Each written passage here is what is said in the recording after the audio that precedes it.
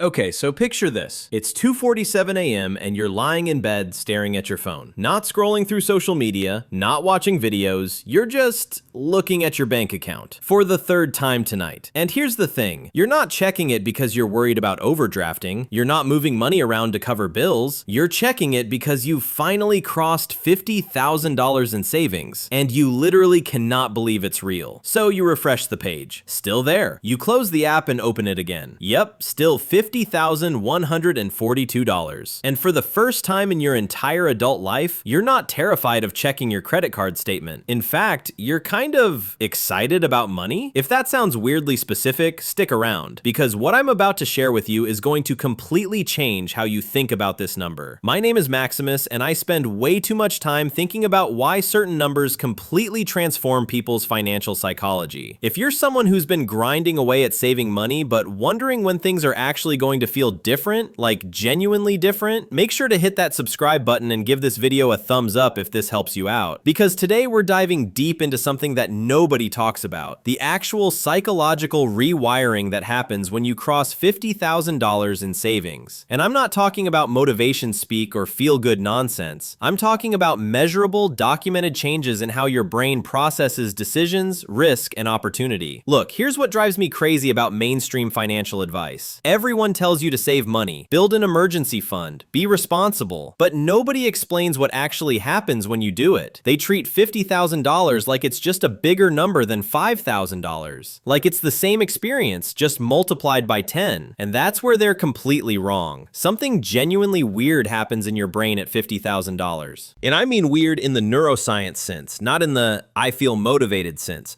Your nervous system literally stops operating in survival mode. Think about how you currently interact with money if you're working toward this milestone. You probably check your account balance before making any purchase over 50 bucks. You avoid opening bills because you're genuinely not sure what's inside. Every unexpected expense, your car making a weird noise, your tooth hurting, feels like a minor catastrophe that could unravel everything. This isn't weakness. This isn't being dramatic. This is your brain correctly identifying that you're operating with razor-thin margins. Your nervous system is doing exactly what it evolved to do, keeping you hyper-vigilant about threats. But here's where it gets really interesting. At $50,000, your brain hits what researchers call the security threshold. This is the point where your nervous system stops perceiving money as a survival resource and starts seeing it as a tool for opportunity. Let me break down what this actually feels like in practice. When you have $500 in savings, losing your job is an immediate catastrophe. You're looking at homelessness in 60 days. When you have $5,000, losing your job is still scary, but you've bought yourself maybe 2 months to figure things out. But at $50,000, losing your job becomes a problem to solve, not an existential crisis. You've got 6 months to a year of runway, depending on your expenses. That's enough time to be strategic. That's enough time to find something better instead of desperately taking the first offer that comes along. And your nervous system knows this. That constant background hum of financial anxiety that you didn't even realize was there, it just stops. It's like you've been holding your breath for years and you finally exhale. Now, you might be thinking, Maximus, I know people with way more than $50,000 who are still stressed about money.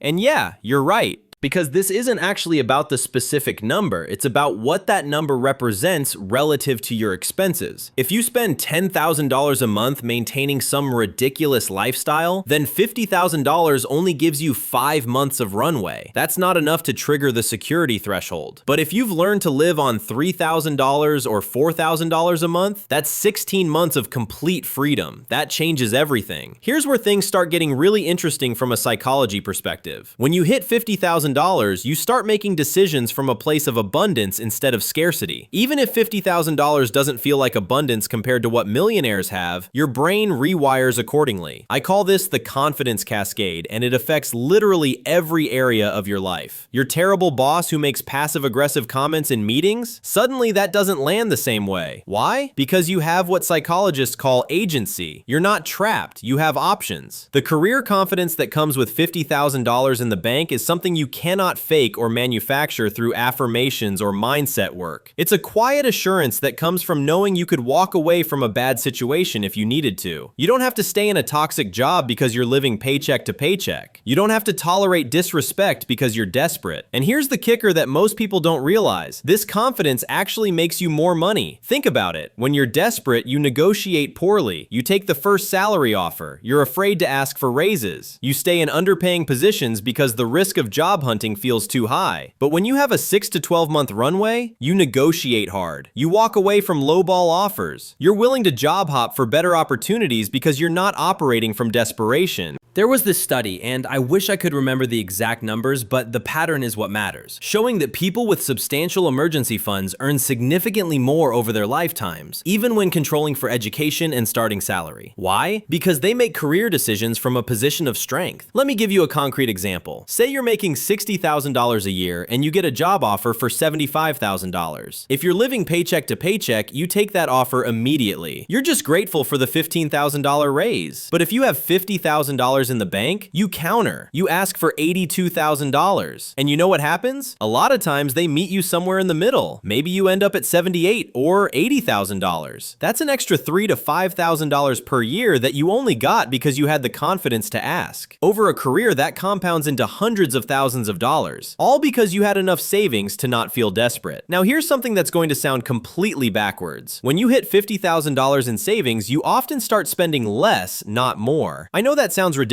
You'd think having more money would make you spend more freely, right? But here's what actually happens. When you understand what it took to save $50,000, every coffee you skipped, every vacation you delayed, every impulse purchase you resisted, you become incredibly selective about what's worth spending money on. That $100 dinner needs to provide $100 worth of value, not just food. You start evaluating purchases based on opportunity cost rather than just affordability. You think, if I spend $100 on this dinner, that's $100 that's not growing in my investment account. In 30 years, that $100 could be worth $1,000 with compound growth. Is this dinner worth $1,000 of future wealth? Now look, this doesn't mean you become cheap or miserly. It means you become intentional. You might actually spend more money on experiences that genuinely matter to you while cutting back ruthlessly on things that don't. You develop what I call expensive taste in what matters and cheap taste in everything else. Like maybe you realize you genuinely love high quality coffee, so you're willing to spend $20 a pound on good beans. But you also realize you don't actually care about having the latest smartphone, so you keep your phone for 5 years instead of upgrading every 2 years. Here's a mathematical example that'll blow your mind. Let's say you're spending $200 a month on stuff you don't actually care about. Subscription services you barely use, eating out at mediocre restaurants because you're too tired to cook, buying clothes you never wear. If you cut that $200 a month and invest it instead, earning a conservative 8% annual return, that's $118,000 in 20 years. That's not a typo. Cutting $200 a month of mindless spending could literally be worth over $100,000 in future wealth. When you have $50,000 saved, you viscerally understand this math in a way that you just can't when you're broke, because you've watched your money compound. You've seen how saving $500 a month turned into $6,000 in a year, which turned into $12,000 plus investment gains, which snowballed into $50,000. You're not reading about compound interest in a book, you're living it. Okay, so let's talk about investing, because this is where the psychology really gets interesting. Before you hit $50,000, investing feels risky and scary. Why? Because every dollar matters for your immediate survival. If you put $500 into the stock market and it drops 20%, you just lost $100. That might be your grocery budget for 2 weeks. That loss has immediate, tangible consequences. But once you have $50,000 in savings, the calculation completely changes. You've established a solid emergency fund. Let's say $15,000 to $20,000, covering 6 months of expenses. Everything above that is money you don't need for survival. It's money that can actually be put to work building wealth. So now, investing $10,000 in the stock market doesn't feel like gambling with your survival. It feels like using a tool to build long-term wealth. If the market drops 20% and you lose $2,000 on paper, yeah, it's not fun, but it's not threatening your ability to pay rent or buy food. This psychological shift is huge. It's the difference between panic selling during market downturns and calmly buying more shares at a discount. It's the difference between letting money sit in the 0.5% savings account out of fear and actually earning 8 to 10% in the market over time. Let me give you some math that'll make this concrete. Say you hit $50,000, keep $20,000 as an emergency fund and invest the remaining $30,000 in a low-cost index fund. Then you continue saving and investing $1,000 a month. With an average 8% annual return, here's what happens. Year 5, $110,000. Year 10, $213,000. Year 15, $361,000. Year 20, $571,000. You see how the momentum builds? That first $50,000 was brutal. It took you maybe 5 or 6 years of grinding, but once you have it, the next $50,000 comes way faster, and the $50,000 after that, even faster. This is what people mean when they say the first $100,000 is the hardest. It's not just about the math of compound growth. It's about the psychological transformation that happens when you cross these thresholds. Here's something nobody talks about. Hitting $50,000 actually changes how you perceive time itself. When you're living paycheck to paycheck, you're trapped in what psychologists call present bias. You can only think about immediate needs because the future feels too uncertain to plan for. You're not thinking about retirement,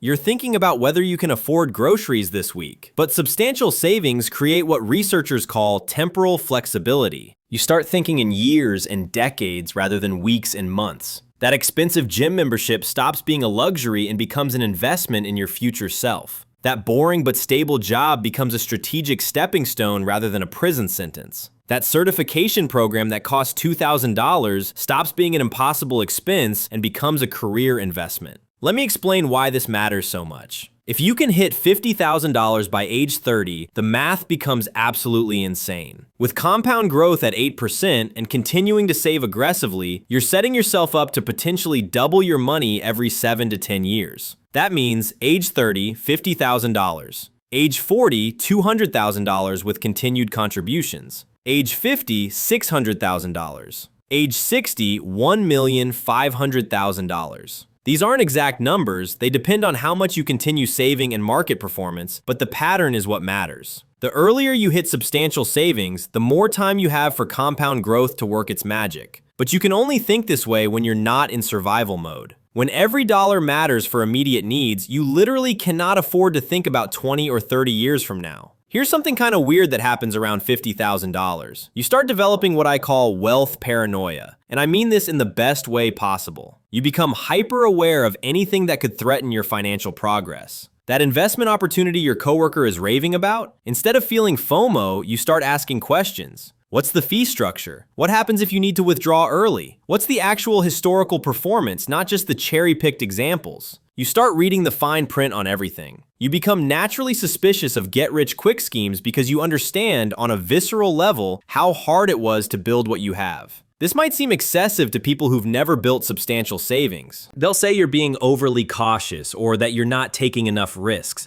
But this paranoia is actually a protective mechanism. Your brain has finally recognized that you have something valuable worth protecting. Here's a concrete example. Say someone pitches you on investing $10,000 in their startup. They're promising 10x returns in 3 years. Before you had savings, you might have thought, I don't have $10,000 anyway, so whatever. Or maybe you would have scraped together the money because you were desperate for a shortcut. But with $50,000 saved, you start asking hard questions. What's the burn rate? Who else is investing? What happens in a downturn? Do you have a viable path to profitability? And here's what's interesting. This paranoia makes you better at evaluating actual good opportunities when they come along. You're not saying no to everything out of fear. You're developing genuine financial literacy and risk assessment skills. Okay, so here's where it gets weird, and I mean genuinely strange in a way nobody talks about. Having substantial savings can actually make you feel guilty. I know that sounds ridiculous, but here's what happens. You start noticing how many people around you are struggling financially. Your friends are living paycheck to paycheck. Your family members are stressed about bills. And suddenly, you feel like you're hoarding resources while others suffer. This guilt can manifest in weird ways. You might downplay your savings when people complain about money. You might pick up the check more often than you should. You might feel bad about saying no to lending money, even when you know it's a bad idea.